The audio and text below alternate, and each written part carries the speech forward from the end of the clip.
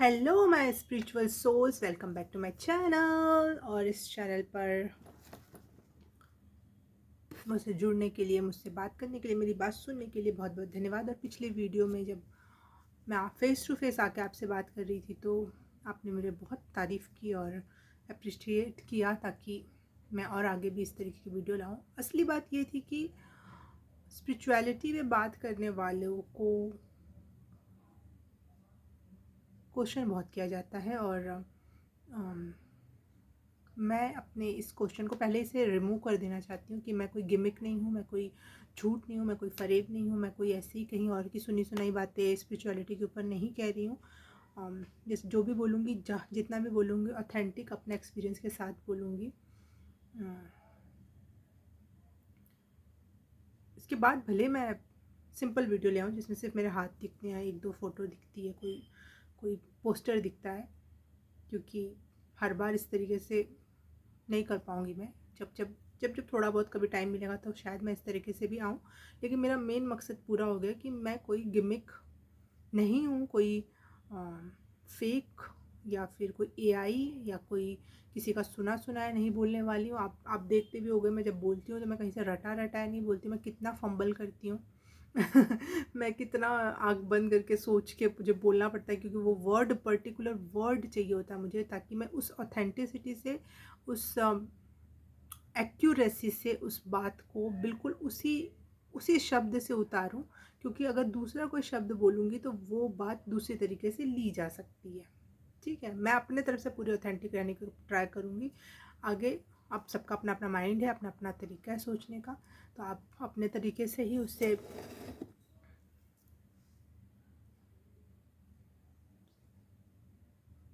Screen पर चित्रित करोगे। लेकिन मेरा जो मकसद है, मैं अपनी ऑथेंटिसिटी को प्रूफ नहीं कर रही हूँ, नहीं प्रूफ नहीं कर रही हूँ, लेकिन अगर अब मैं स्पिरिचुअलिटी पे अगर बात कर रही हूँ तो मुझे ऐसा लगता है कि एक नैतिक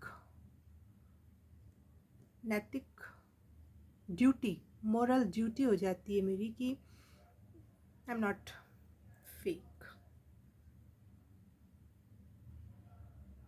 I am not that someone जिसको आप जानते ही नहीं हो, बस आवाज़ जानते हो। ठीक है, तो एक दो वीडियो ऐसी आ सकती है और या फिर नहीं भी, क्योंकि हो गया बस, मेरे लिए इतना काफ़ी था। हाँ, पिछली रीडिंग में और आगे की बात करने से पहले मैं पहले पिछली रीडिंग्स के पिछले वीडियो में जो मैंने स्पिरिचुअलिटी पे बात की थी उससे रिलेटेड मैसेज मुझे कमेंट सेक्शन में मिले, मैसेज नहीं, कमेंट सेक्शन में कमेंट्स मिले।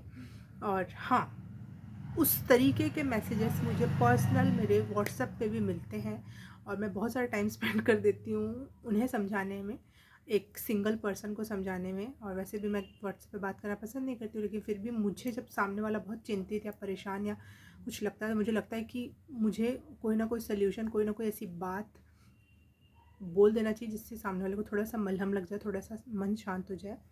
तो लास्ट में जो लोग भी ये बात कहते हैं कि हम बहुत परेशान हो गए, हम स्पिरिचुअलिटी से तो बहुत अच्छा है कि हम नॉर्मल जीवन जीते, चाहे जो लोग बुरा कर रहे हैं वो तो मस्त जीवन जी रहे हैं, जो लोग हम जैसे हैं वो, चाहे मैं बहुत तकलीफ़ में हूँ, मैं बहुत परेशान हूँ, ऐसे ऐसे शब्द या लफ्ज़ बोले जाते हैं, हम थक गए, हम परेशान हो गए, कुछ भी अच्छा नहीं, कोई भी सिचुएशन ठीक नहीं है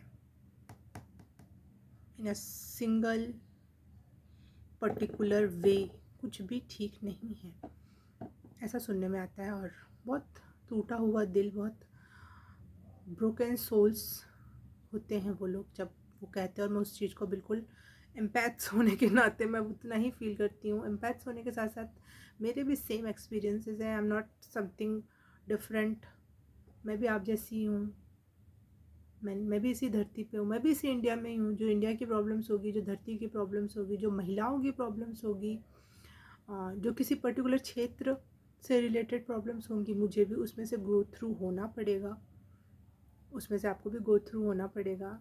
और आज स्पिरिचुअल बात ना करके मैं ऑथेंटिक बात करना ज़्यादा पसंद करूँगी, कि ये नहीं कहूँगी कि यही आपको स्ट्रांग बनाएगा, यही आपको अलग करता है, यही आपको भगवान ने आपको चूज़ कर रखा है, ये वो नहीं, ये सारी बातें आपने सुन ली और ये चीज़ें आपको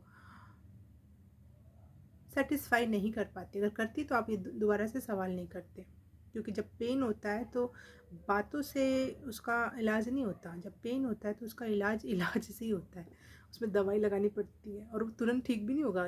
दवाई लगाकर थोड़ा टाइम लगेगा, उस प्रोसेस से गो थ्रू होना ही पड़ेगा, ठीक है। तो एक मैंने अपनी स्पिरिचुअल जर्नी में एक चीज़ समझी है कि कुछ चीज़ें थोपी जाती हैं, कुछ बातें थोपी जाती हैं और कुछ चीज़ें समझ में आ जाती हैं। और जो चीज़ें हमें समझ में आ जाती हैं, या लाल दिख रही है, हाँ जो चीज़ें हमें समझ में आ जाती हैं वो समझ में आ जाती हैं। उसको फिर से दोबारा से रटने, दोहराने या फिर समझने की ज़रूरत नहीं होती। हमें बार बार ये याद दिलाने की ज़रूरत नहीं होती कि नहीं ईमानदारी बहुत अच्छी चीज़ है, मुझे गलत नहीं कर सकता, मैं ये गलत नहीं कर सकता। वो आपके अंदर से आता है, वो चीज़ आपको कोई किसी ने बिठाया नहीं है। तो अगर आप स्पिरिचुअल जर्नी में हो तो एक बात तो तय है कि आप डिफरेंट हो, शुरू से ही, बचपन से ही आप डिफरेंट हो। और कुछ चीज़ें आपको शुरू से ही इमोरल लगती है, आपको नहीं लगता कि नैतिक है, ये अच्छी बात नहीं है। आपको, आपका आत्मा तड़प जाती है वो चीज़ देख के, सुन के, समझ के, ठीक है। आपको किसी ने समझाया नहीं, इवन आपने अपने घर में देखा कि सब बुरा कर रहे हैं, लेकिन आप उस चीज़ को एक्सेप्ट नहीं कर पा रहे हो। सबके लिए जो चीज़ बहुत नॉर्मल है वो आपके लिए बहुत डिफरेंट होगा। अगर आप स्पिरिचुअल जर्नी में हो और आप बचपन से थोड़े डिफरेंट थे अपने सिनेरियो में, अपने स्कूल में, अपने बस में जहाँ आते जाते थे, अपने अपने टीचर्स की नज़र में भी आप अजीब थे, आपके साथ इनजस्टिस हर जगह आपने देखा। दूसरों के लिए तो आपने आवाज़ उठाई, लेकिन अपने लिए आवाज़ उठाने में थोड़ा सा पीछे रह गए आप। वो सोलो आप प्रोसेस करने लग गए कि अब मेरी कहाँ गलती थी, कहीं मैं तो गलत नहीं था। तो इस चक्कर में आप अपने लिए उतनी आवाज़ नहीं उठा पाते हो जितनी दूसरों के लिए उठा पाते हो, ठीक है। तो आप डिफरेंट थे, और डिफरेंट से मेरा मतलब ये है कि आपका नर्वस सिस्टम औरों से बहुत अलग है। अब इंडिया में इतना अवेयरनेस नहीं है, लेकिन न्यूरोलॉजी से रिलेटेड बहुत सारे दुनिया डिसफंक्शन बोलती है, but it is not dysfunction, वो डिफरेंट है। जैसे दूसरों के अंदर वायरिंग है न्यूरॉन्स की, वो कुछ लोगों में बहुत डिफरेंट वे में, डिफरेंट तरीके से आती है। उसी वजह से किसी को ऑटिज़म हो जाता है, किसी को ADHD होता है, ऐसी बहुत सारी चीज़ें हैं, ठीक है। तो मुझे ऐसा लगता है जो भी हम जैसे या स्पिरिचुअलिटी की तरफ थोड़ा सा झुकाव रखते हैं जो लोग, उनका न्यूरॉन्स डिफरेंट वे में काम करता है। अब आप बोलोगे ऑटिस्टिक और ये सब तो बहुत स्लो माइंडेड, और नहीं, ऐसा नहीं होता है। उसमें बहुत सारे पक्ष होते हैं। कुछ ऑटिस्टिक लोग इतने हाइपर एक्टिव होते हैं, इतने स्मार्ट होते हैं कि दुनिया उनको एक्सेप्ट नहीं कर पाती। वो डिफरेंट वे में चीज़ें चैनलाइज करते हैं, समझते हैं। उनके पास आंसर नहीं होता उसको समझाने का, लेकिन वो समझ चुके होते हैं कि ये बात ऐसी नहीं, ऐसी है, ठीक है, ये गलत है और ये सही है। तो जब आपका आत्मा ही आपसे बोल रही है आप कि ये गलत है, सही है, तो आप कैसे कर पाओगे गलत? आपसे हो ही नहीं पाएगा गलत। तो जो लोग ये कह रहे हैं कि भगवान है ही नहीं क्या, या फिर हमें भी बुरे रास्ते पे चलना चाहिए, मैं कहती हूँ चलो, मत मानो भगवान को। अगर आत्मा कह रही नहीं तो नहीं, कोई प्रेशर नहीं है, कोई भाई आप जीवन में आए हो, हर तरीके के एक्सपेरिमेंट करने चाहिए, हमें करना ही चाहिए, हमारा यही कर्तव्य है। हमें किसी की कही सुनी बात पर नहीं चलना चाहिए। अगर आत्मा नहीं मान रही तो मत करो। लेकिन जो हमारे जैसे लोग होते हैं वो इतने डिफरेंट होते हैं कि हमारे पास दुनिया हमसे अलग हो जाती है, और हमारे पास सिर्फ एक ही रास्ता बचता है, स्पिरिचुअलिटी। तो हमें भगवान ने चूज़ किया हो ना किया हो, लेकिन हम अपने आप को सर्वाइव करने के लिए, अपने आप को बिलोंगिंग फील कराने के लिए, क्योंकि यहाँ पे एक अपनापन ज़रूरी है जीवन में। बिना अपनेपन के हम इस धरती पे सर्वाइव नहीं कर सकते। हम जैसे लोग, दुनिया तो कर सकते, दुनिया को तो पैसा चाहिए, मान सम्मान चाहिए, झूठी शानो शौकत चाहिए, तो उनके लिए तो वो कर ले जाएंगे, वो झूठ भी बोल लेंगे, उनको पता है वो झूठ बोल रहे हैं। लेकिन हमें जब पता होता है तो हम नहीं बोल पाते झूठ, क्योंकि हमारी आत्मा हमें ही कोसने लगेगी, हमसे वो बर्दाश्त ही नहीं होगा, वो हम अंदर ही अंदर ग्लानि में चले जाएंगे। तो अगर आप ये कर सकते हो तो प्लीज़ करो। अगर आपसे झूठ बोला जाता है, आपसे बेईमानी की जाती है, आपसे झूठे तरीके से मक्खन लगाना आता हो, आपको मैनिपुलेशन आता हो, तो प्लीज़ डू इट। अगर आपको उसमें संतुष्टि मिल रही है, आपको उसमें कहीं ना कहीं खुशी मिल रही है, तो करो, बिल्कुल करो। बिल्कुल, मैं बिल्कुल मना नहीं करूँगी ये मत करो, ये पाप है और ये पुण्य है और ये है वो है, नहीं, मैं इस चक्कर में नहीं फंसाऊँगी आपको। अगर आपका मन है तो आप करो, लेकिन अगर आप चूज़न वन हो और बचपन से आपने डिफरेंट फील किया है, तो आपने भगवान को नहीं चूज़ किया, भगवान ने आपको चूज़ नहीं किया, आपने खुद उधर गए हो, क्योंकि आपके पास सेंस ऑफ बिलोंगिंग के लिए कुछ और ऑप्शन नहीं था। जैसे कि आजकल पंच देख रहे होगे आप, वो बंदर जापान की ज़ू में जो अलग है सबसे, और बंदरों ने उसे एक्सेप्ट नहीं किया और बहुत बुली होता है, मार खाता है, पिटता है, छोटा सा, बहुत छोटा है, वो बहुत छोटा है, बहुत क्यूट है, सच में डिफरेंट है, वो सबसे अलग है। आप अगर उसकी चाल ढाल, उसका बॉडी लैंग्वेज, उतने ही एज के दूसरे बंदरों में वो चीज़ नहीं दिखेगी जो उसमें दिखेगी। उसका कलर, उसका ऑरा, उसकी क्यूटनेस अगर आप देखोगे वो सच में अलग है। इसी तरह वो बंदर उसके साथ ट्रीट नहीं कर रहे हैं, वो सच में अलग पर्सन है, अलग पर्सनैलिटी है, वो ऑरा ही दूसरा लेकर आया, उसका नर्वस सिस्टम ही दूसरा है। इसीलिए उसकी माँ ने पैदा होते ही उसको अबंडन कर दिया, उसको छोड़ दिया। तो कुछ तो डिफरेंट था, उसका न्यूरो डायमेंशन कुछ तो डिफरेंट था उसमें ना। तो अगर आप तो बोलो कि भाई पंच क्यों वो, अगर आप जानते हो स्टोरी, तो पंच क्यों वो बंदर लेके घूम रहा है, वो टॉय का वाला बंदर, तो भाई उसके पास ऑप्शन नहीं है। उसको कहीं से तो सेंस ऑफ बिलोंगिंग फील होनी चाहिए ना, कि मेरा कोई अपना है। तो वो टॉय पे शिफ्ट हो गया, वे सब लोग मुझे अपना नहीं मान रहे, कहीं तो मुझे सेंस ऑफ बिलोंगिंग चाहिए। तो वैसे हम जैसे लोग, हम सेंस ऑफ बिलोंगिंग के लिए स्पिरिचुअलिटी में जाते हैं, फिर किसी देवी देवता से कनेक्ट होते हैं, फिर चीज़ों और समझ में आती है और क्लियर होती है, क्योंकि हमारे अंदर वो भूख शुरू से थी, वो समझ शुरू से थी, लेकिन बस उसके आंसर नहीं मिल रहे थे। अब स्पिरिचुअलिटी में उसके आंसर्स मिलने लगते हैं, तो हमें कहीं तो वो सेंस ऑफ बिलोंगिंग, समझते हो आप उस चीज़ को, इस पूरी धरती पे सब आपस में एक दूसरे से प्यार कर रहे हैं और आप अकेले कहीं खड़े हो और कोई आपको अपना नहीं दिख रहा, सब आपको हे नज़र से या फिर धुतकार की नज़र से देख रहे हो। एक बार उस चीज़ को फील करो, और शायद आपने उसको फील किया है, तभी आप स्पिरिचुअलिटी में इतना आगे आए हो। तो वो सेंस ऑफ बिलोंगिंग फील करने के लिए हम स्पिरिचुअलिटी में हैं, ये जहाँ हमें जज नहीं किया जा रहा है, जहाँ हमारी सारी बातों को टिक टिक टिक भगवान बहुत अच्छा, तो ये सोचता है सही बात है ये, इस ग्रंथ में ये देवी से, उस बात से, यहाँ से कनेक्टेड है ये चीज़, आपके डॉट्स कनेक्ट होने लगते हैं, आपके पास पहले से सारा नॉलेज है, बस वो डॉट्स कनेक्ट होना स्टार्ट हो जाता है जब आप स्पिरिचुअलिटी में गहरे उतरने लगते हो। और ज़्यादा गहरे उतरते हो तो आप ज़्यादा दुनिया से कटने लगते हो, और ज़्यादा आपको समझ में आने लगता है मैनिपुलेशन चीज़ें, ये वो, और इस वजह से आप और भी कुछ जो थोड़ा बहुत गलत कर सकते थे वो और नहीं कर पाते हो, आप रुक जाते हो। तो इस चीज़ें लाइफ में और स्ट्रगलिंग हो जाती हैं, प्रॉब्लमेटिक हो जाती हैं, फिर भगवान आपको और क्लियर कट माइंड से बताता है कि आपका कोई भी सच में नहीं है, जो थोड़ा बहुत आप सोच रहे हो कि ये है वो है, कोई भी नहीं है, आपको बिल्कुल खाली वेसल बनाता है। आप फिर आप में से वो अपना अंतरात्मा, अपनी एनर्जीज फ्लो करता है, ताकि इस धरती के लिए आप कुछ करके जाओ। क्योंकि पंच देखो, पंच कुछ नहीं कर रहा है, लेकिन उस धरती को प्रेम, अपनापन, सेंस ऑफ बिलोंगिंग का मैसेज ज़रूर दे रहा है बिना कुछ किए।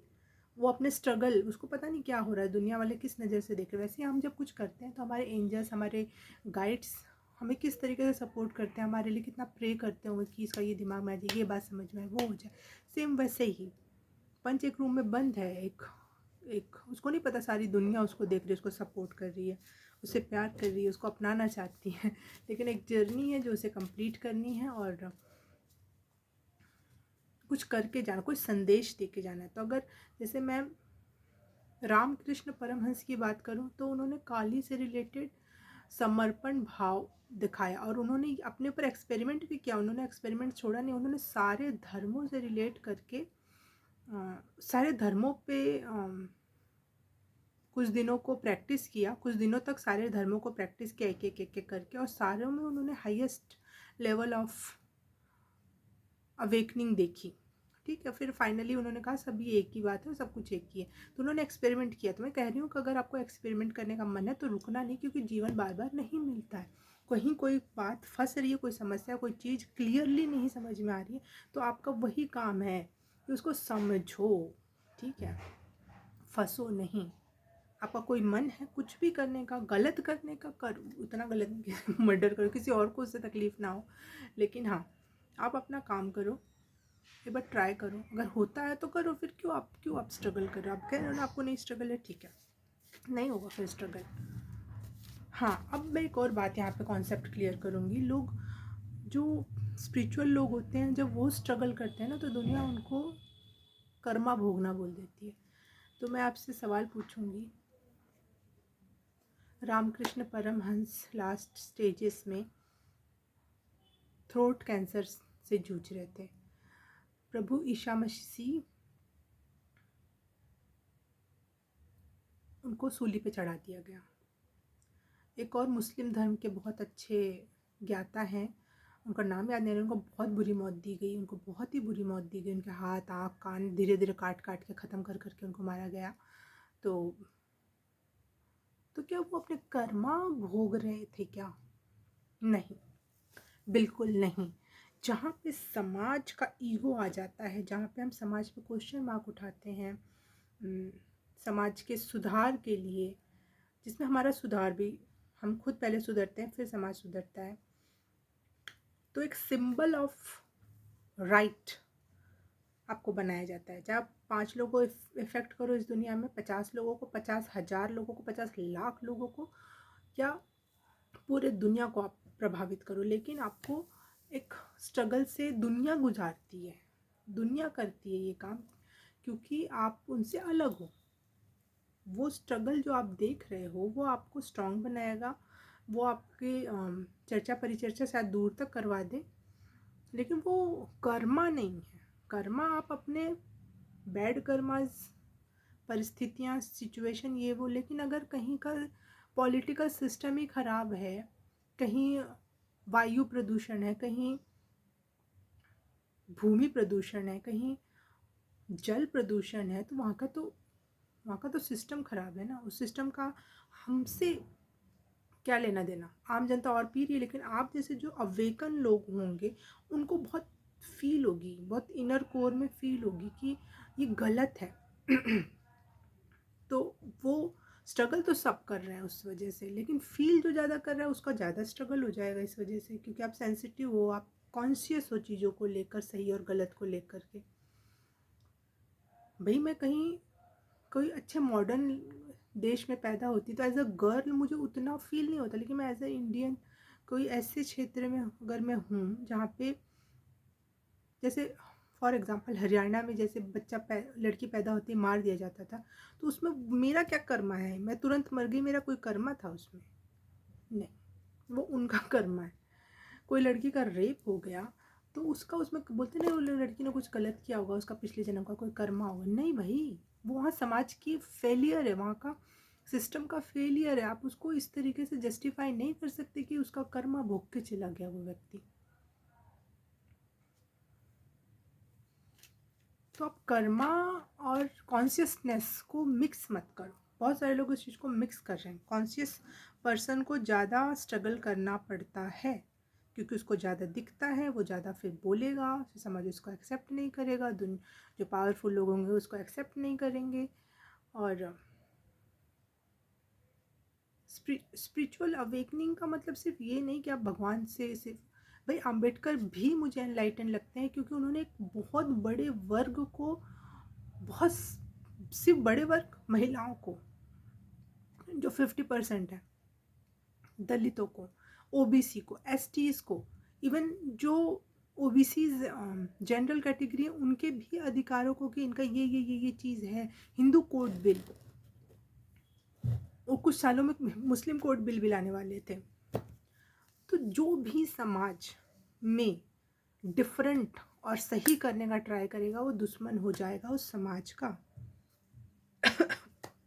लड़कियों को पढ़ने पर ये मतलब कहाँ, ये इतने छोटे डिबेट्स हैं जिसको एक सेकंड में मानना चाहिए, लेकिन इसके लिए लोगों ने लंबे लंबे स्ट्रगल्स देखिए। तो वो अपना कर्मा झेल रहे थे भाई नहीं, वो आप लोगों का कर्मा झेल रहे थे जो इतने सारे लोगों के लिए बेनिफिशियल होगा। और शायद वो भूले चले जाएंगे, वो उनको उल्टा वही लोग गाली देंगे कि देख कितना गंदी औरत थी, समाज में ऐसे निकल जाती थी। जबकि अंबेडकर को औरतें गाली देती है, मुझे बहुत शर्म की बात लगती है। चलो ये तो सब समाज के इसमें चलेंगे, लेकिन ये मैं इनको स्पिरिचुअलिटी के ही थ्रू देखूंगी। जो भी इतना एनलाइटेड है, जो भी इतना समझदार है, कॉन्शियस है, जो भी इतना समाज की मैनिपुलेशन को पहले देख पा रहा है, जो उस वर्ग में, महिला वर्ग में पैदा भी नहीं हुआ, वो स्ट्रगल को समझ पा रहा है। ज्योतिबा फूले,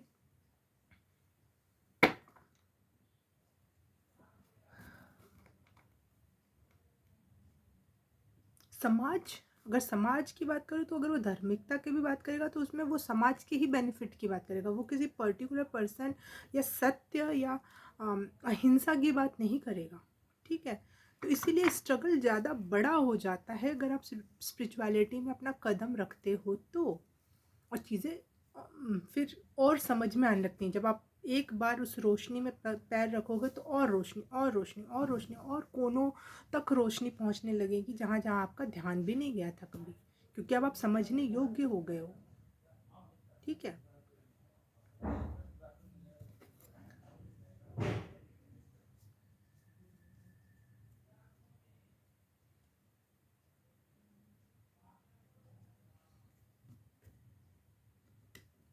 और एक बार जब आप समझ जाओगे तो आप पीछे मुड़ के कैसे चले जाओगे। आपको एक बार समझ में आ गया कि पानी पीने से ही जीवन चल रहा है, तो आप कैसे पीछे हट जाओगे कि नहीं मैं पानी नहीं पीऊँगा।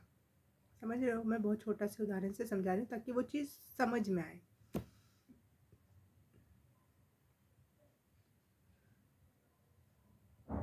तो फ्री विल है आपके पास। और जो कर्मा कह के अपना पलड़ा झाड़ लेते हैं ना कि मैंने कुछ नहीं किया, ये तो तुम्हारा कर्मा था। समाज अपना हाथ झाड़ लेता है ना कि उस लड़की का कर्मा होगा, उस औरत का, उस आदमी का कोई कर्मा है जो इतनी समस्याएं वो झेल रहा है। भाई उसने चाटुकारिता नहीं की, उसको नौकरी नहीं लगी, वो प्रोफेसर नहीं बन पाया, सीधी बात। ठीक है, उसका पीएचडी में एडमिशन नहीं हो पाया, सीधी बात। तो वो कर्मा नहीं भोग रहा। तुमने अपने फ्री विल का इस्तेमाल किया। कुछ लोग अपने फ्री विल का इस्तेमाल बुरे के लिए करते हैं, कुछ लोग अच्छे के लिए करते हैं। अब आप डिसाइड करो कि अच्छा और बुरा क्या है आपके लिए। पेट पालना, दुनिया की वाहवाही सुनना, एक स्टैंडर्ड ऑफ लिविंग में जीना, अगर आपके लिए ये ज़्यादा महत्वपूर्ण है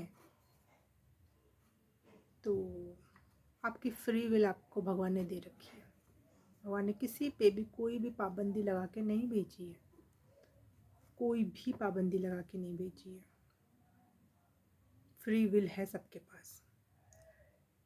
इसीलिए तो सरकारें धर्म के नाम पर अपना फ्री विल चला रही हैं।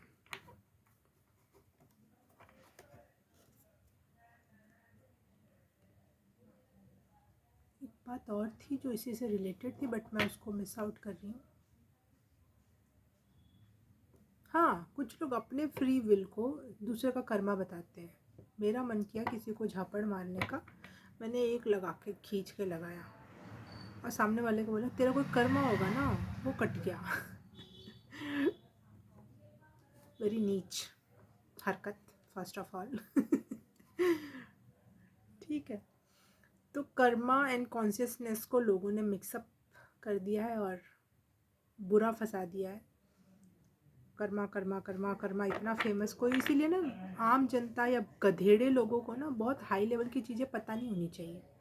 वो उस चीज़ का ना बहुत बड़ा बतंगड़, बहुत गंदा वे और बहुत उल्टा जिसके लिए वो नियम लागू होता है ना, उन पे ही उल्टा क्रिएट कर देते हैं। जैसे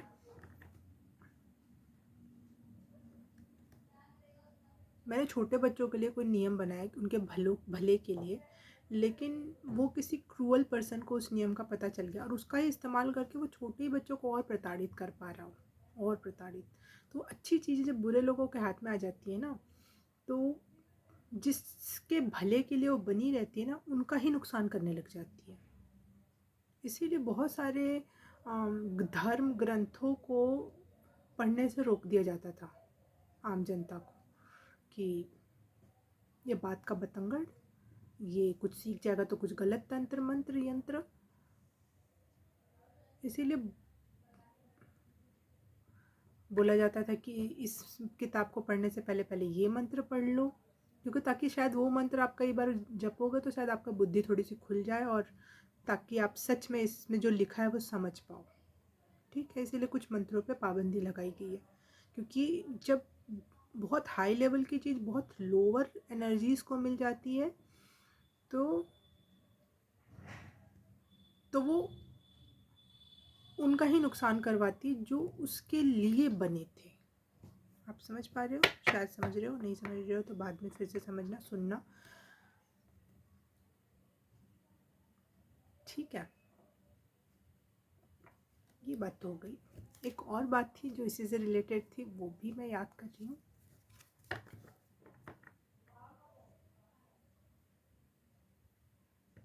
ठीक है, कोई बात नहीं, जो याद आएगा तो फिर से बताएंगे। तो कुछ लोगों ने अपने सपने भी बताए मुझे, क्योंकि मैंने पिछली इस रीडिंग में सपनों के बारे में बात की थी कि स्पिरिचुअलिटी में एंट्री के टाइम पे आप कैसे कैसे सपने देखते हो। लेकिन आप लोगों ने जो मैसेज बताए, वीडियो बताया कर रही हूँ, सपने मुझे बताए, और वो मैंने उसको इतना अच्छे से पढ़ा कि वो मुझे वीडियोग्राफी के रूप में मेरे दिमाग में दिखने लगा, इसलिए मेरे मुंह से वीडियो निकला। तो आपने बहुत अच्छे से एक्सप्लेन किया अपनी अपनी कहानी, अपनी स्टोरी को। तो हाँ, पहली बात, हनुमान जी, माँ काली और भैरव बाबा, ये कलयुग के जागृत देवता हैं। और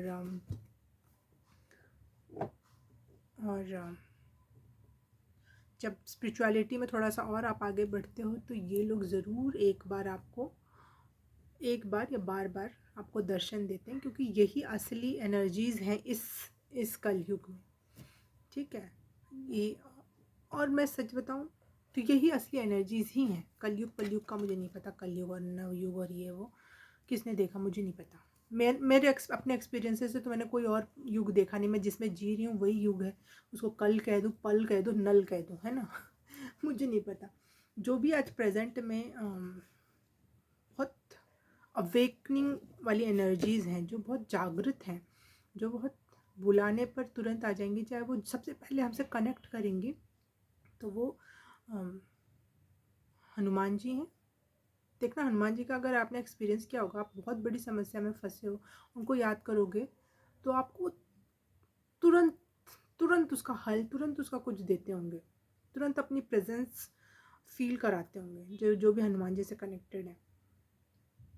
तो जब मैं स्पिरिचुअलिटी में, पहले तो स्पिरिचुअल अवेकनिंग जैसा हुआ, क्योंकि मैं भी पहले अपने आप को धार्मिक नहीं, अभी भी मैं अपने आप को धार्मिक नहीं मानती हूँ, लेकिन कहीं ना कहीं मैं किसी डेटी से कनेक्ट हूँ तो लोग मुझे धार्मिक बोल देंगे। किसी धर्म ग्रंथ को अगर मैं रिकमेंड कर दूँगी तो लोग मुझे धार्मिक बोल देंगे, लेकिन मैं अभी भी अपने आप को स्पिरिचुअली मानती हूँ। स्पिरिचुअलिटी की और गहराई है ये सब। ठीक है, तो कहाँ थी मैं? हाँ, स्टार्टिंग में आपको हनुमान जी, फिर उसके बाद काली माँ ज़रूर दिखते हैं। ये एनर्जीज़ आप अलग नहीं कर सकते, ये एक साथ ही आते हैं। फिर भैरव बाबा या शिव जी के रूप में आपको दर्शन होते हैं। ये तीनों चीज़ें आपको स्टार्टिंग के दौर में, स्पिरिचुअलिटी का थोड़ा सा आगे लेकिन फिर भी स्टार्टिंग का ही दौर कहूँगी मैं, ये एंट्री गेट पे आपको जैसे मिलेंगे कि चलो अब हमारे साथ धीरे धीरे आगे बढ़ जाओ। तो अगर आपको हनुमान जी दिख रहे हैं, काली मैया दिख रहे हैं, it's a very very very good sign. लेकिन बहुत रफ टफ टाइम दिखाने वाले हैं, बहुत रोलर कोस्टर राइड कराने वाले हैं, बहुत कुछ सिखाने वाले हैं। उसके लिए रेडी होना पड़ेगा, कमर कसनी होगी, और कभी प्यार से, कभी मार के, कभी स्ट्रिक्टली, कभी सॉफ्टली, जैसा जैसी सिचुएशन होगी। वो तो अपने तरफ से प्रेम से ही सिखाते हैं, वो तो अपने तरफ से सॉफ्ट ही होते हैं, लेकिन हमें वो चीज़ बहुत तेज़ आके लगती है। उनकी स्पीड तो ऐसी होगी कि, क्योंकि वो तो हायर एनर्जी है, लेकिन हम उस स्पीड पे जाएंगे तो हमारा ऐसा लगेगा पूरी स्किन छिल गई है ना। तो वो तो अपने तरफ से प्रेम से ही सिखाते होते हैं, लेकिन हमें ऐसा लगता है कुछ बहुत तेज़ आके लड़ गया, भिड़ गया हमसे। तो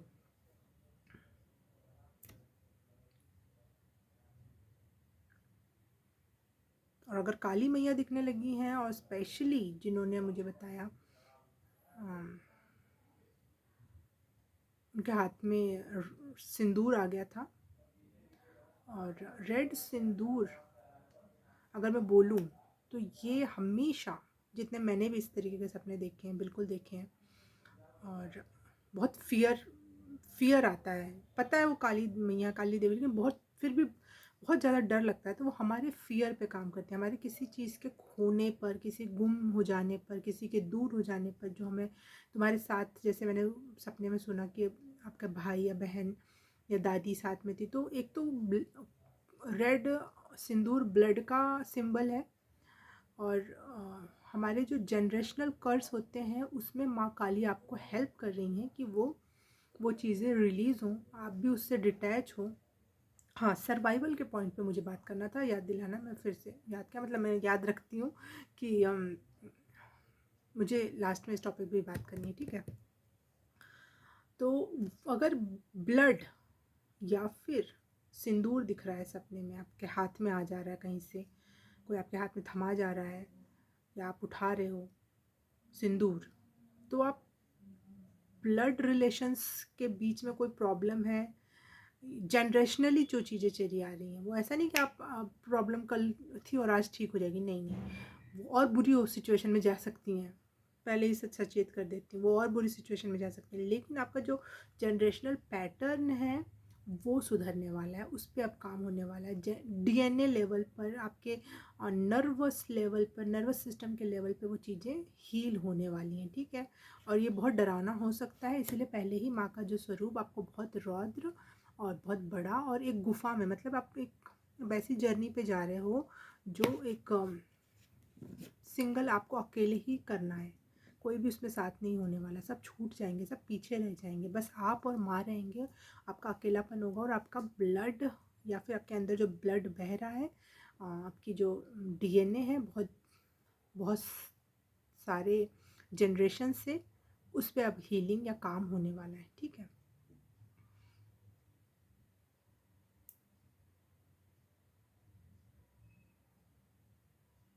हाँ, गंदे सपने वाले पे भी एक सपना है कि बहुत गंदे सपने आते हैं।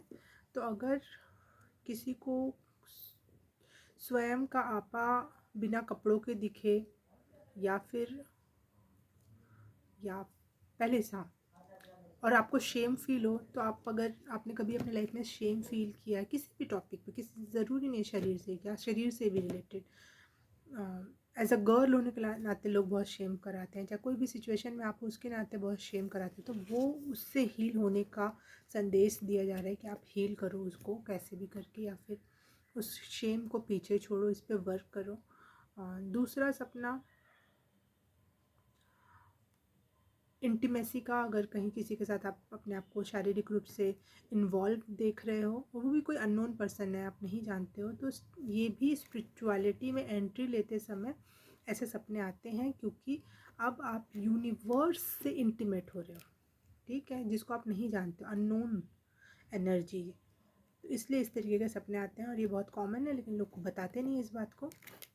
लेकिन अगर आप स्पिरिचुअलिटी में बहुत सालों से हो, बहुत सारे मंत्रा तंत्रा, बहुत सारी ग्रंथों का पाठ, बहुत अपने ऊपर काम किया है, तो फिर उसके बाद ऐसे सपने आ रहे हैं, तो इसका मतलब है कोई सिद्धि आपसे कनेक्ट हो रही है, या आपसे जुड़ना चाह रही है, जुड़ गई है ये भी, ठीक है।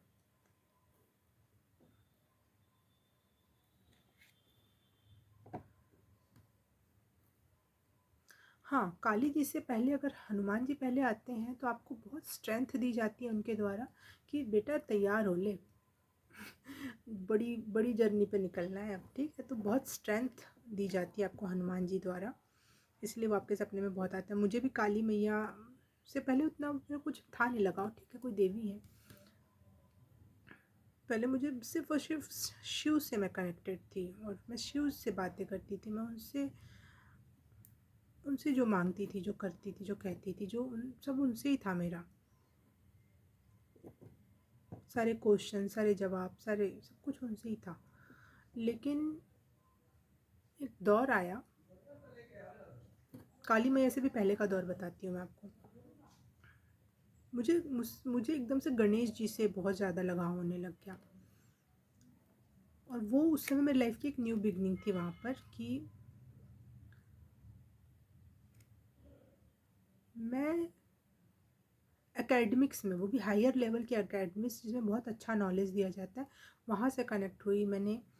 और भी बहुत सारे तरीके की बुक्स, नॉलेज, बुक्स ख़रीदना, बुक्स पढ़ना, बहुत सिंपल, मतलब सामाजिक और दुनियादारी से ही रिलेटेड, लेकिन बहुत गहरा उस समय के लिए मेरे लिए बहुत हैवी था वो सब कुछ जानना और समझना और देखना। बहुत सारे थिंकर्स को पढ़ना, बहुत सारे मैंने सुकरात, सबसे पहले सुकरात की बुक पढ़ी थी जब मेरी वो, तो वो मुझे ऐसा लगता है मेरी ज्ञान की देवी या सरस्वती से मुझे, या गणेश जी भी मेरी शिक्षा से रिलेटेड है वो, तो गणेश जी से मेरी शुरुआत हुई थी। फिर उसके 10 साल बाद मेरी स्पिरिचुअल अवेकनिंग फील हुई मुझे। पहले मेरी एकेडमिक अवेकनिंग हुई थी, हर तरीके की अवेकनिंग होती है, और एकेडमिक अवेकनिंग की वजह से मेरे अंदर बहुत बहुत ज़्यादा कॉन्फिडेंस आया, बोलना, कहना, अपनी बात रखना, अकेले ट्रैवल करना, फियरलेस होना। लेकिन पूरी तरीके से नहीं, लेकिन सामाजिक स्तर पे देखा जाए तो बहुत हायर लेवल पे फिर भी, ठीक है। क्योंकि स्पिरिचुअल बंदे से अगर कंपेयर करेंगे तो स्पिरिचुअल बंदा तो एक जंगल में अकेले भी सारा जीवन काट सकता है, वो फियरलेस नहीं, वो वाला नहीं आया था। लेकिन हाँ, एक सामाजिक लेवल पे मेरे अंदर फियरलेसनेस आ गई थी। फिर 10 साल बाद स्पिरिचुअल अवेकनिंग स्टार्ट हुई, जिसमें मेरा सबसे पहले मेरे हार्ट में पेन होने लगा, मेरा हार्ट चक्रा अवेकन होने लगा, और मेरे सैक्रल चक्रा पे बहुत सारी प्रॉब्लम्स मुझे दिखने लगी, बहुत सारे विमेन रिलेटेड पेन बहुत सरफेस पे आने लगे थे, ठीक है। फिर 1-2 साल बाद मेरी मम्मी की डेथ हो गई।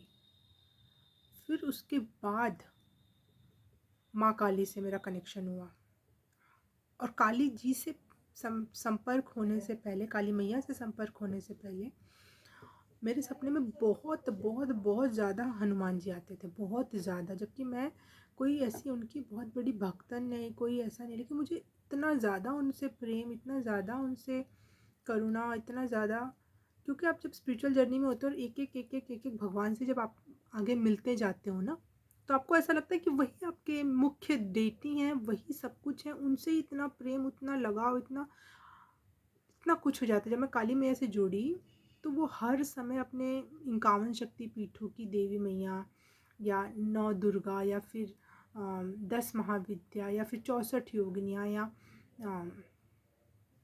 अष्ट मातृका, 9 मातृकाएँ जो हैं, उनसे जब जब कनेक्ट करवाया उन्होंने, तो मुझे लगा कि जब वो पर्टिकुलर किसी एक रूप को अपना दिखाती, तो मुझे उनसे इतना प्यार हो जाता है कि मुझे लगता है कि शायद यही मेरी मेन डेटी है, काली मैया नहीं है। मेरे साथ ऐसा हुआ है। तो लेकिन बाद में पता है ये मैया काली भी वही है, वो भी वही है, लेकिन लास्ट में फिर घूम फिर के मैं काली मैया पे वापस आ जाती हूँ। हाँ। लेकिन ऐसा है, जब जब मैं किसी भगवान से जुड़ती हूँ तो मुझे लगता है वही सबसे प्रिय है मेरे, ठीक है। कृष्ण जी से इतना, कृष्ण और काली तो एक ही है, कृष्ण जी से इतना लगाव हो गया था कि मैं सोच रही थी कि सारी दुनिया छोड़ छाड़ के मैं मीरा जैसे घूमूं। और सच में बहुत गहरा अनुभव था ये, बहुत गहरा अनुभव।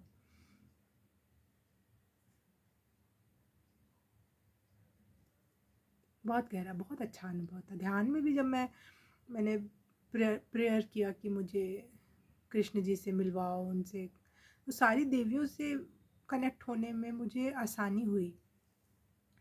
लेकिन मुझे कृष्ण लोक ज़्यादा देर तक नहीं देखने दिया गया, क्योंकि शायद मैं उस फ्रीक्वेंसी पे चली जाती और मैं सच में दुनियादारी छोड़ देती।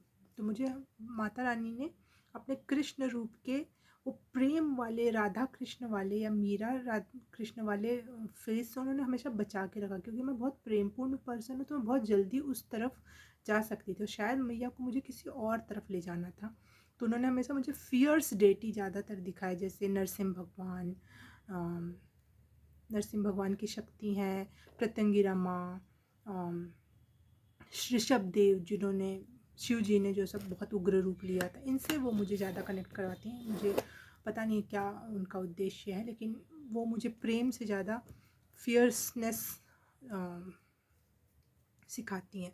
तो हाँ, मेरे मेरे सपने में बहुत हनुमान जी आते थे, बहुत आते थे। और मुझे अच्छा भी लगता था, बहुत अच्छा कनेक्शन फील होता था। मुझे लगता था वही मेरे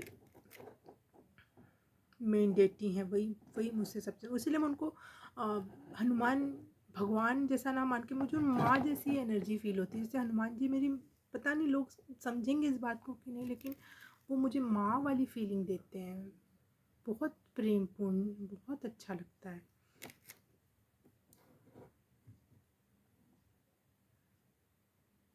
हाँ, तो जब आप इस स्पिरिचुअल जर्नी पे होते हो तो आपको अपने जनरेशनल कर्स, ब्लड लाइन जो आपके फैमिली में पर्टिकुलर आपस में प्रेम नहीं है, वो उससे रिलेटेड कोई कर्स है, आपके फैमिली में फीमेल से रिलेटेड कोई प्रॉब्लम्स रही हैं जो उनको सुना नहीं गया, समझा नहीं गया, उनको उतनी इज्जत नहीं मिली, वो रिलेटेड कर्सेस, वो रिलेटेड प्रॉब्लम्स आपको हैंडल करवाती हैं मैया, ताकि आपको सारे तरीके से खोल सके, सारे तरीके से आपका बंधन टूट सके। ठीक है।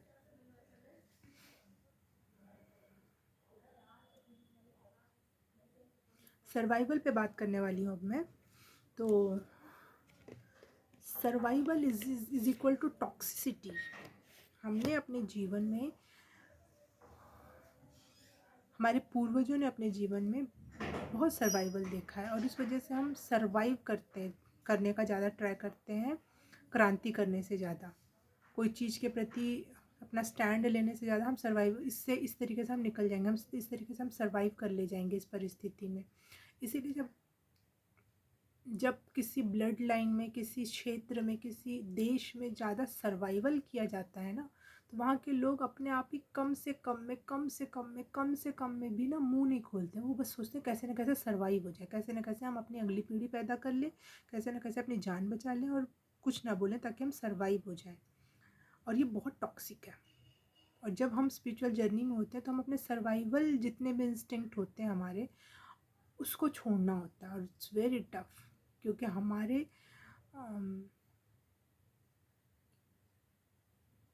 एडम और ईव से ही हम सर्वाइवल कर रहे हैं। तो हमारे अंदर कितने हार्श लेवल पे सर्वाइवल बसा हुआ है, और वो सब कुछ टॉक्सिक है।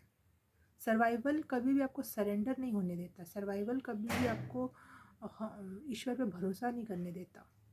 सर्वाइवर अपने कंधे पे बोझ लेके चलता है, और हमें कंधे पर से बोझ हटाना है। लेकिन हमारे डीएनए में, आरएनए में, हमारे माइंड में, हमारे नर्वस सिस्टम में वो बसा पड़ा हुआ है। तो जब हम स्पिरिचुअल अवेकनिंग के थ्रू उस सर्वाइवल मोड से निकलते हैं, तो देखो अपने आप ही 3 ऑफ स्वॉर्ड्स आ गया, क्योंकि हमें लगता है कि हमें इसमें, देखो अपने पंख काट रही है वो, ताकि वो समाज में सर्वाइव कर सके, समाज जिसे एक्सेप्ट करे। उसमें गुण है इतने हाई लेवल के, लेकिन वो जानबूझ के काट रही है कि समाज उसे एक्सेप्ट कर सके। तो हम जैसे जो लोग होते हैं जिनका नर्वस सिस्टम डिफरेंट होता है शुरू से ही, हाँ मैं अपने आप को कहूँगी कि अगर आप मुझे पागल समझते हो, मैं, मेरे अंदर बहुत सारे ऑटिस्टिक, मैं अब जब अपने आप को और अच्छे से समझने की कोशिश करती हूँ तो मुझे ऐसा लगता है मेरे अंदर बहुत सारे ऑटिस्टिक ट्रेड्स हैं, और जिसके जवाब पहले मुझे कभी कहीं से भी नहीं मिलता था। वो जब मैं ऑटिज़म पे वीडियो देखती हूँ, उसको समझती हूँ, तो मुझे समझ में आता है कि ओह इसलिए मैं ऐसा, इसलिए मैं ये करती हूँ, इसलिए वो, तो कोई गलत नहीं है। ओशो ने ऑटिज़म पे कहा है कि ये दूसरी दुनिया से आए हुए सच्चे लोग हैं जो बताना चाहते हैं कि रियलिटी क्या है, जो आप जी रहे हो वो रियलिटी नहीं है। तो दुनिया को ये बात अच्छी नहीं लगती कि हम और गलत, तो इस वजह से वो अपने स्ट्रगल्स थ्योरी को ज़्यादा मानते हैं ना, भाई हमने सिद्ध करके दिखाया, हमने युद्ध करके दिखाया, हमने ये करके दिखाया, हमने वो कर दिया और तुम हमें गलत कह रहे हो। तो इसीलिए दुश्मन हो जाते हैं दुनिया, जो अलग होते हैं उनसे।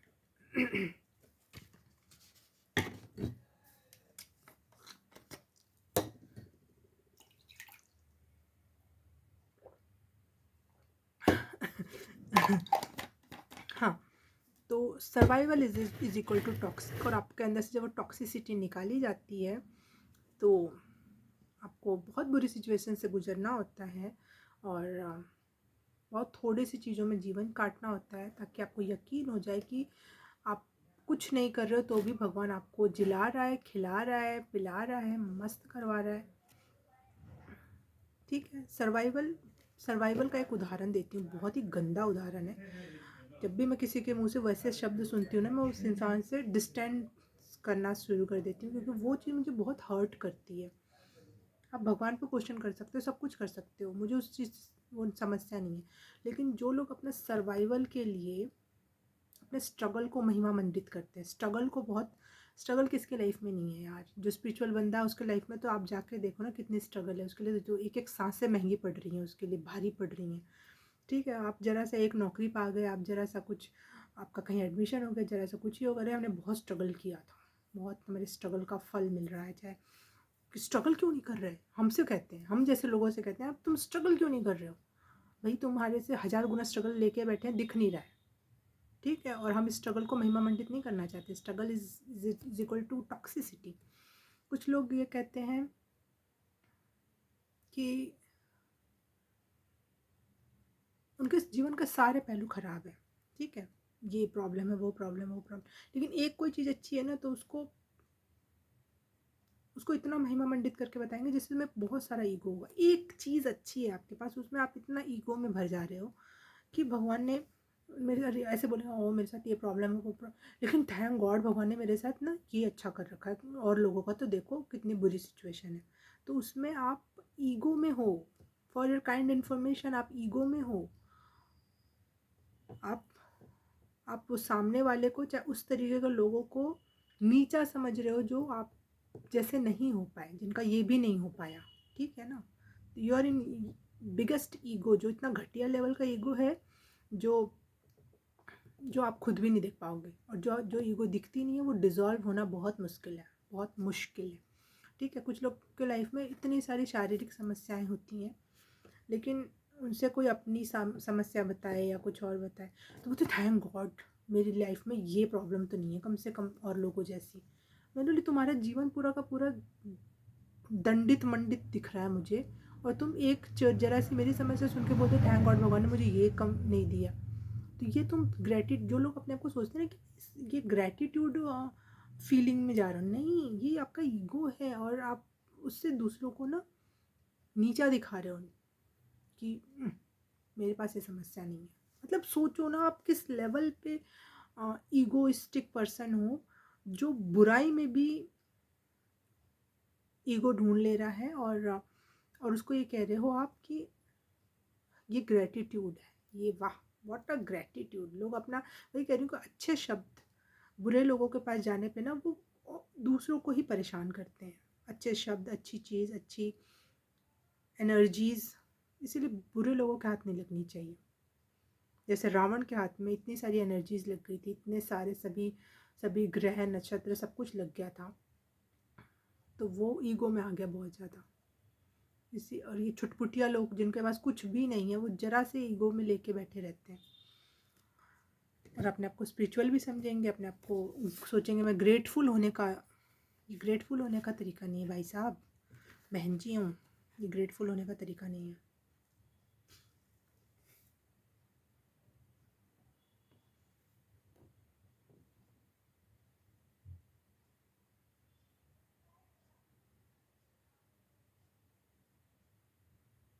Struggle is equal to toxicity मैंने बोल दिया, लेकिन तो फिर हम क्या, हम स्ट्रगल नहीं कर रहे हैं, हम struggle is fear base, yes, struggle is very fear base. और क्रांति is very adventurous, strengthful, energetic. आप क्रांति कर रहे हो तो आपको पता है कि मरना कभी भी हो सकता है ना, लेकिन आप किसी बहुत अच्छे और हायर लेवल के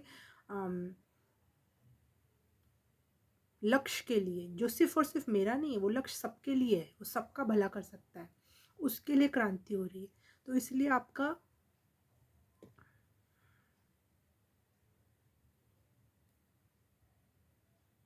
वो एक स्पिरिचुअल कॉन्सेप्ट हो जाता है, वो टॉक्सिक नहीं रहता। ठीक है, क्रांति में अपने आप ही एक ऊर्जा, बहुत हाई लेवल की ऊर्जा होती है। ठीक है, मैं दंगों की बात नहीं कर रही हूँ, दंगे तो मैनिपुलेशन के द्वारा होते हैं, मारना काटना मैनिपुलेशन के द्वारा होता है। किसी के मन में इतना द्वेष भर देना, किसी को मार डाल रहे हो आप, मैं उसकी बात नहीं कर रही। मैं क्रांति इज इक्वल टू ऐसा सुधार जिसमें आप सर्वाइवल के लिए नहीं लड़ रहे, आप रियलिटी के लिए लड़ रहे हो। सर्वाइवल के लिए हम खुद से लड़ते हैं, नहीं वो नहीं बोलना, ऐसे नहीं करना, ऐसे नहीं, समाज क्या कहेगा, वो कैसे होगा, वो अरे छोड़ना, जाने देना, उसको मार रहे तो हमको क्या मतलब, अरे उसकी समस्या, उसके देश की समस्या, उसके राज्य की समस्या, उसके घर की समस्या, उसकी अब घर में ही भाई बहनों में, अरे वो उसकी समस्या, वो मेरी समस्या नहीं। जब तक आप ऐसे करते रहोगे तब तक ये सर्वाइवल मोड है, क्योंकि आप अपने लाइफ में एक जूं भर का भी, एक रत्ती भर का भी दर्द नहीं देखना चाहते हो, क्योंकि सर्वाइवल ने आपको ये सिखाया है कि मैं, मेरा, बस।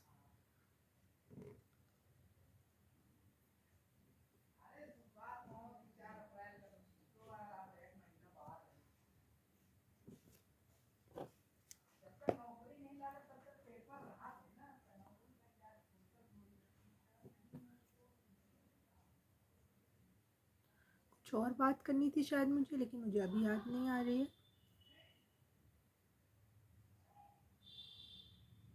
ओके, देख लेते हैं कुछ टैरो कार्ड से, कुछ बात याद आ जाए शायद। भगवान, मैं कुछ भूल रही हूँ बताना तो अपने व्यूवर्स को।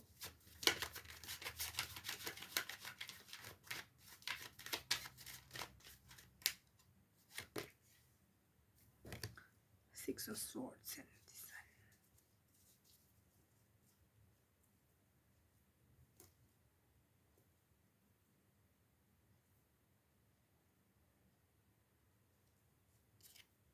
मुझे नहीं मिल रहा कोई आंसर, बट आपके लिए देख लेते हैं कोई कार्ड्स, मेरे व्यूवर्स के, मेरे स्पिरिचुअल सोल्स के लिए स्पेशली। दिस सन, उसके पहले भी आया था this sun. You are the sun यार, you are the main energy, you are the main character, you are the main source of happiness, hope and energy. ठीक है, तो अपने आप को कम मत आंको, बिल्कुल। आप, यू आर द रेस्क्यूअर, आप खुद के लिए नहीं हो यहाँ पर। अगर खुद के बारे में सोचोगे तो चीज़ें डिफ़िकल्ट हो जाएंगी, चीज़ें बुरी सिचुएशन में चली जाएंगी। आप जो करने आ रहे हो अपने लक्ष्य से भटक जाओगे। बट फिर से कहूँगी, एक्सपेरिमेंट करना आपका अधिकार है, आपको एक्सपेरिमेंट करना चाहिए। आपके दिल गवाही देता है तो आपको वो काम करना चाहिए। ठीक है, ओके। आज के लिए शायद बस इतना ही, या कुछ और देखते हैं एक बार लास्ट। दी हाई प्रिस्टिस, और दी हाई प्रिस्टिस, और ओ देखो, हाई प्रिस्टिस के सर के ऊपर चांद सा दिख रहा है आपको? नहीं, छोड़ो। हाँ, तो you are very intelligent souls, that's why आप अलग हो। आपने, भगवान ने आपको नहीं चूज़ किया कि ले ले ले ले ले ये ले स्पिरिचुअलिटी घूट घूट पी कर, नहीं, आप डिफरेंट थे, आप शुरू से ही इस तरफ इंक्लाइन थे। आपको कहीं ना कहीं सेंस ऑफ बिलोंगिंग चाहिए थी कि मुझे कोई इतना अच्छा से समझ सके जितना अच्छे से मैं चाहता हूँ या चाहती हूँ, क्योंकि इस दुनिया से मैं कनेक्ट नहीं कर पा रहा हूँ, है ना, नहीं कर पा रही हूँ मैं। तो हम इस वजह से अपने आप ही स्पिरिचुअलिटी की तरफ इंक्लाइन हो जाते हैं, क्योंकि वहाँ से हमें सेंस ऑफ बिलोंगिंग समझ में आते हैं। ऐसा लगता है कोई समझ रहा है, कोई जान रहा है, कोई कनेक्ट कर पा रहा है। हमारे जीवन का सोर्स बन जाता है, क्योंकि दुनिया हमें नहीं समझती होती है। चाहे हमसे कितना भी प्यार करे, ठीक है।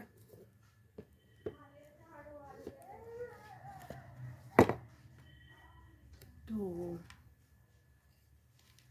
अगर आप उस तरीके के नहीं हो जिसका न्यूरॉन्स में दिक्कत, जो दुनिया कहती है न्यूरॉन्स में दिक्कत नहीं, सही हमारा ही वाला है, दुनिया का गलत है, हम क्या करें। जो पागल हैं वो अपने आप को सही माने बैठे हैं, तो दूसरों को तो पागल बोलेंगे ही। जो सही है उनको पागल बोलने लग जाते हैं लोग। ठीक है। तो आज के लिए आपके लिए बस इतना ही। ओ, अभी नमस्ते करते समय याद आया मुझे। हाँ हाँ, एक मेन टॉपिक जो बहुत बड़ा हो सकता है, लेकिन देखते हैं इसको अगर छोटे में करूँ तो। मैंने एक वीडियो देखा एक किसी लड़के का, वो साक्षी भाव को गलत बता रहा था कि साक्षी भाव गलत है, जो हमें सिखाया गया वो गिमिक है, फेक चीज़ है, ऐसे नहीं होना होता है। साक्षी भाव का मतलब वो बहुत कुछ गलत वे में समझ पा रहा था साक्षी भाव को। साक्षी भाव को वो इस तरीके समझ रहा था। मैं आप लोगों से इसलिए शेयर कर रही हूँ क्योंकि आप लोगों में से बहुत सारे लोग साक्षी भाव को गलत समझते होंगे, ठीक है।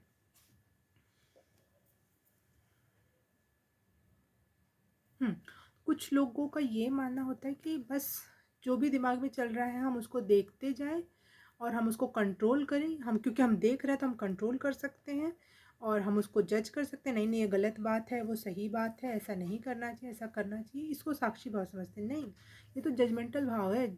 समाज जो पहले बाहर था, जो 4 लोग बाहर थे, वो 4 लोग अंदर आ गए और वो आपको जज कर रहे हैं, किए जा रहे हैं, आपको रोक रहे हैं, आपको टोक रहे हैं। ये तो बहुत ही घटिया लेवल का साक्षी भाव है। साक्षी भाव का उल्टा हो गया, सीधा उल्टी बात हो गई। जो 4 लोग बाहर थे, जो हमको इस बात का डर होता है ना कि 4 लोग क्या बोलेंगे, क्या कह रहे होंगे, कैसे परस्यू कर रहे होंगे हमारी इस बात को, इस चीज़ को, क्या सही है क्या गलत है, समाज के हिसाब से हमें वैसे ही करना होगा। वो आप अपने अंदर ही लेकर आ गए वो 4 लोगों को, और आप ध्यान में बैठे हो, चाहे नॉर्मली भी कुछ सोच रहे हो, कुछ कर रहे हो, तो वो 4 लोग लगातार देख रहे हैं, ऐसे नहीं करना चाहिए, ये सही है, ये गलत है। नहीं, ये साक्षी भाव नहीं है। साक्षी भाव के लिए पहले तो ये बहुत हायर लेवल की स्टेट है और यहाँ तक पहुँचने में बहुत टाइम लगता है, और बहुत हायर लेवल के लोग भी पूरी तरह से इसको जी नहीं पाते हैं, ठीक है। तो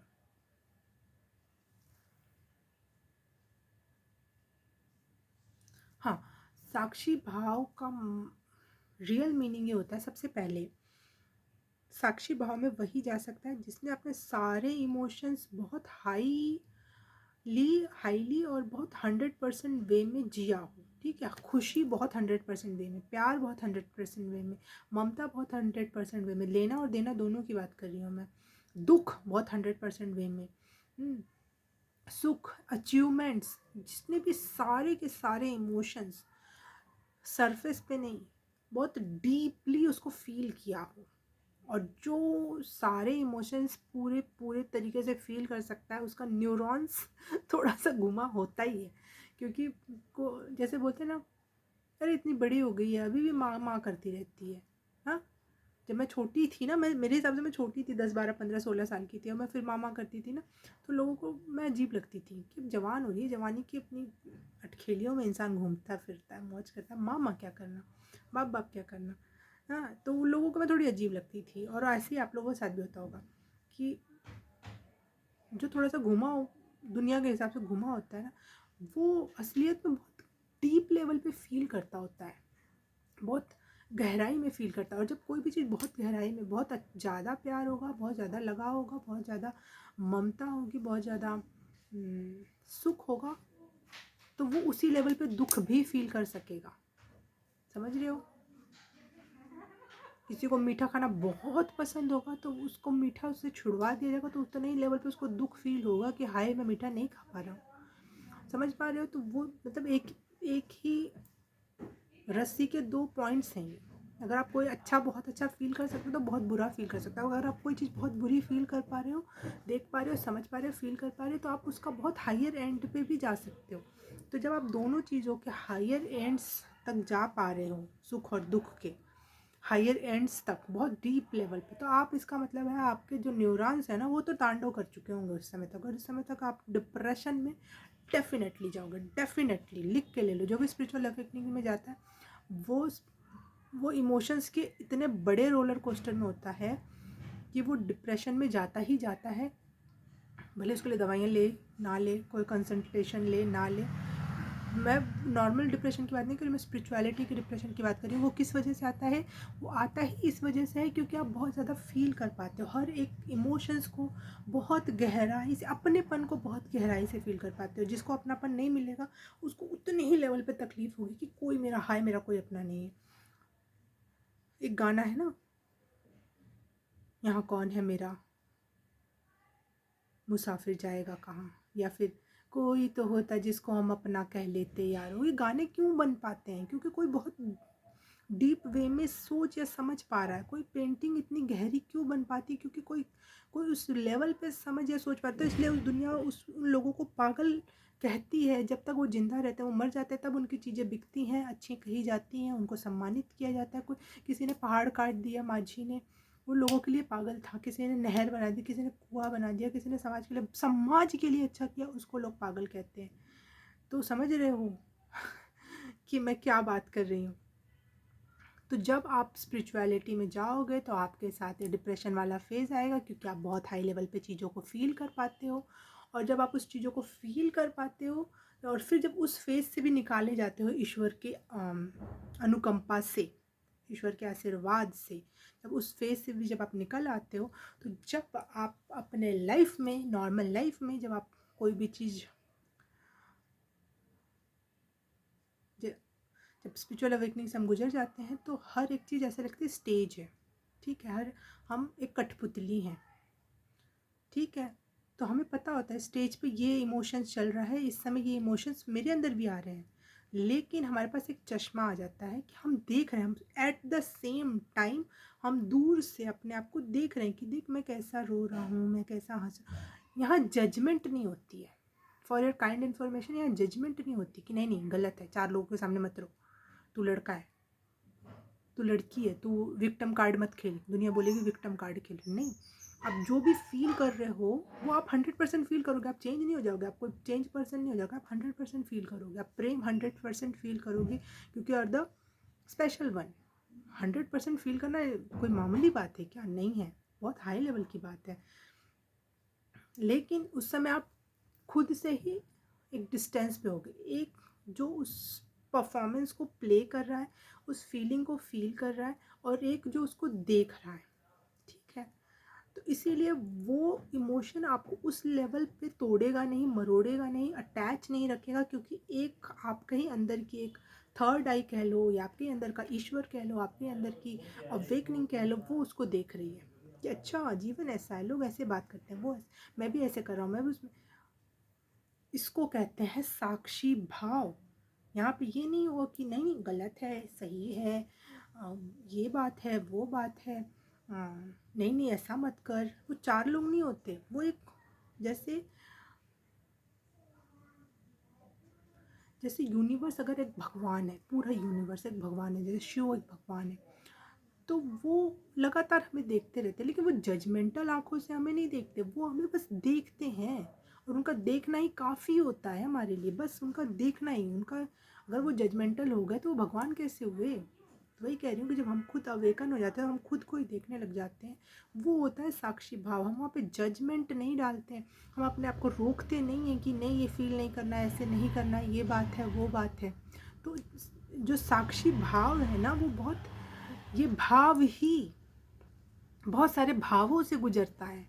ठीक है, और बहुत सारे स्टेजेस से गुजरता है, तब साक्षी भाव आपके सामने अवतरित होता है।